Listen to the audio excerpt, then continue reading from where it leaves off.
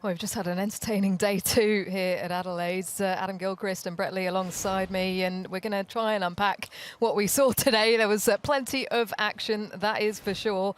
But let's start with Travis Head, shall we? The local boy, they were 94 behind at the start of the day. Travis Head came in and he absolutely dominated. Yeah, he did. And this was a feature here where he took on Ravi Chandranashran. He knew that the ball was going to be seaming around, maybe swinging a little bit, but it was his counter-attack to the off-spinner. And even Bumrah, a player that the top order so far in the series hasn't really been able to attack and certainly not dominate, but that's the Travis Head way at the moment. He's since he came back into the team a couple of years ago, it's what looks like a carefree approach, but it's calculated, and he knows that he can have an impact.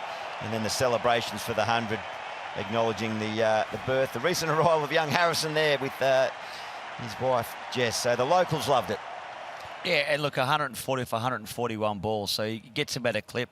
I just loved his intent, the way he went out there, and probably the way he's batted these first two test matches. He's really taken the game by the scruff of the neck, and it's proven with his scores.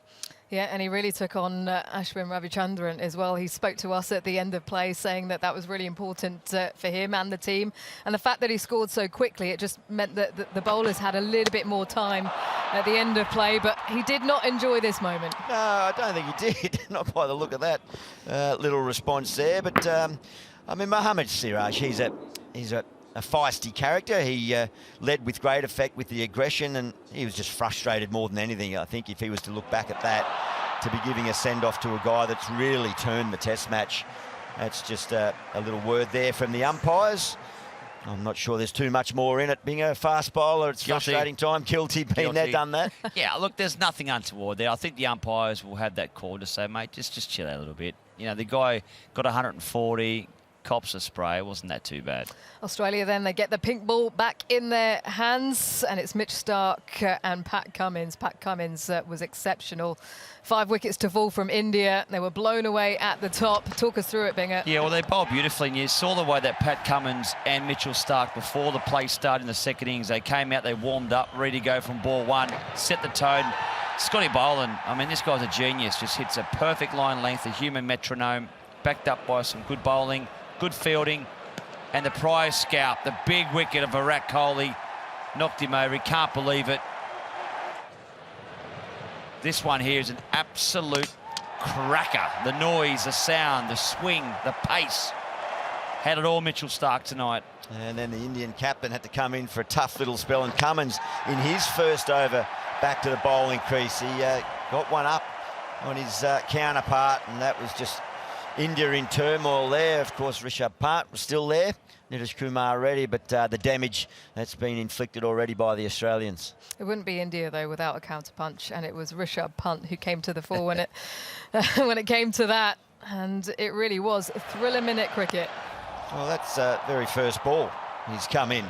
His team in a tough situation, and then he can have a little bit of control, and then he can just get outrageous. Just crazy stuff.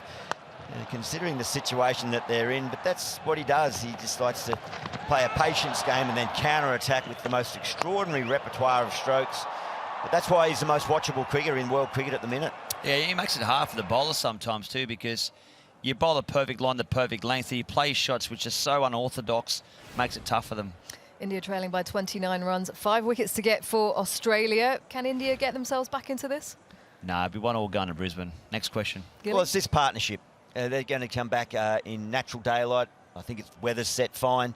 It'll be a tall order, but this partnership is the key. Who knows? Rishabh Pant, he's just thrilled to be out there playing for India again. He could counter-punch, and if they can get 150 ahead, you just never know. It's a long way off, but there's hope. Well, just by what we've seen over the first 2 days, you can absolutely guarantee it's going to be high drama. So make sure you tune in tomorrow, day 3 from 1:30 local time and 2 o'clock Eastern, right here on Fox Cricket. Thank you to Gilly and Binger.